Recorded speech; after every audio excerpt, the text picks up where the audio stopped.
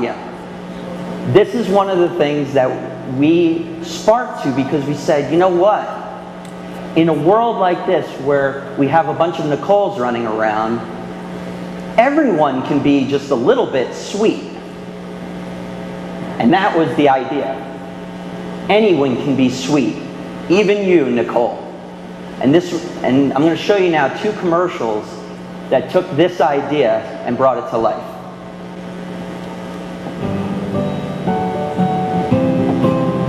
Each time I feel like this inside, there's one thing I want to know. What's so funny about peace, love, and understanding? What's so funny about peace, love, and understanding? There's a million flavors of sweet. Find yours. Lifesavers. Here's one more. Hey, sweetie. Do you know what a muffin top means? Because I've been hearing that all day. Muffin top. I believe a muffin top is the best part of a muffin. So if someone called you a muffin top, that means they think that you are the best. Really? Yeah, it's nice. Oh, I really like that. Even my supervisor said that to me. Hey, lay off my girl. It's good to be sweet. Lifesavers.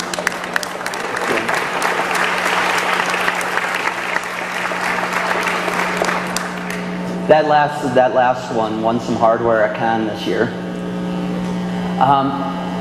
This is Jim. Okay, Jim's another one of our consumers. Typical American guy. Drinks beer, drives a truck, sits around, scratches his butt all day. He is our target. He's our consumer. Now, the thing that we learned about Jim is every morning he goes in and he takes a shower. And when he takes a shower, he looks around and he sees like stuff that he did not put there. Pink bottles of shampoo, loofah sponges and everything. And he said, and it's his wife's fault. And he looks around and he said, what is going on?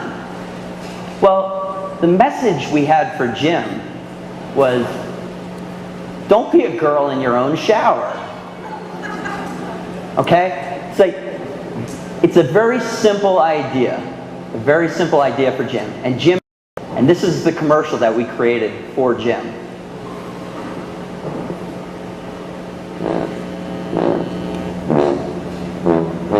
What's that? Rabbit food? Business casual slacks? Chintz pillows? No more. Time to be a man again. And it starts in the shower. This gets you clean. And it doesn't dry your skin. Not dry. Nice.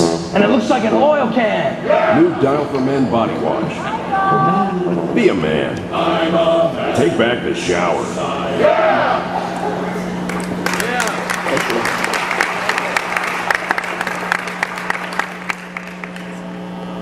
Okay, this is Chris. Chris is another one of our consumers. He's a techno kind of guy. He plays video games all day. He basically has seen it all at a very young age. One of the things that we learned about Chris is that he likes to experiment with things. Now, we wanted to sell him gum. Well, gum is not all that experiential for the most part, or is it? But we had a product that was right for Chris.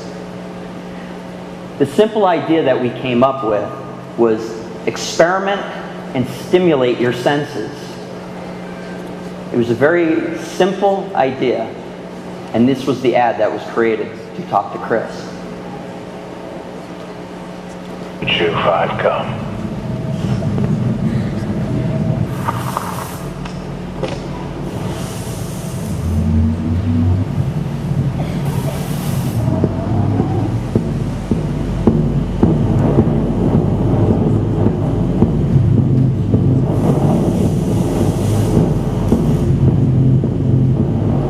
Spearmint that tingles as you chew.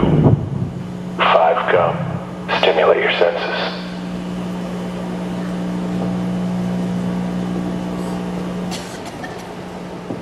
I know it seems like a simple thing, but That gum now in the United States is the #1 selling gum, and it was only released last year. Completely took over the category. And they're introducing new flavors. It's Wrigley's single greatest new product launch success ever. When you go and you look, it all starts at the beginning. It's which direction are you heading? Because this is where things start to go awry. You can either choose the path of complexity, take the long, winding road, and I don't know how many times I've sat through meetings where you have quantitative research, more quantitative research, more quantitative research, segmentation, more qualitative research, more qualitative research, and then at the end, people are scratching their heads wondering how everything got screwed up. It's because things were just too complex. We weren't asking the right questions. That is often the problem, is that we're not asking the right questions to keep things simple. So this leads me to my first principle, which is one good question is worth more than 100 crappy ones. I can't tell you how many times I've sat through presentations and I say, well, yeah, but did you ask this question? And they look at me blankly and say, no. I remember one time I sat with a person who ran a huge segmentation, and she had a huge quantitative study and asked hundreds of questions, and I sat there and there was one question I wanted answered, and it wasn't answered by any of the questions they had asked. So I said to her, I said, yeah, but did you ask this question? And she said, no. And then she looked at me and she smiled and she said, but we can do another quantitative study. That's not the answer. This guy right here, that's Socrates. Socrates was the man. Socrates was the man because he knew how to ask the right questions. Simple questions. The second principle that I got is don't ask a question where you already know the answer. Okay.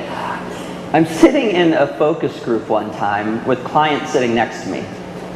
And we're talking to consumers, and a client leans over to me and he said, do you think we should ask them how the product works? I said, what do you mean? He said, do you think we should ask them if they want to know how the product works? The product was this. A laxative. I said, are you kidding me? This product makes you go to the bathroom. You want me to explain I said, do you expect me to explain in a commercial how this product makes you poop? No, don't ask stupid questions. Ask questions that you actually want to know the answer. Third principle is this. Ask interesting questions. Don't just ask like boring questions. I mean, yeah, you could fill up a list of 100 questions, but that's not the point. You want to ask smart questions, interesting questions that are going to take you to interesting territory. Think about where your questions are ultimately going to lead you. Okay, I don't know what it's like in Latin America when you come in for a job interview, but in the United States, there's one question without fail. When you walk into an advertising agency, they are going to ask you, and that's, what advertising do you really like or admire? Always. I've always been asked that question. But why? I was like, for me, I sort of understand it, but why not ask me a more interesting question? So, for instance, why not ask me, if you were stranded on a desert island with Pamela Anderson, would you need to be rescued? By the way, if you ever get asked that question, I think this is the answer. The answer is no. But the answer is no because Pamela Anderson is a human flotation device.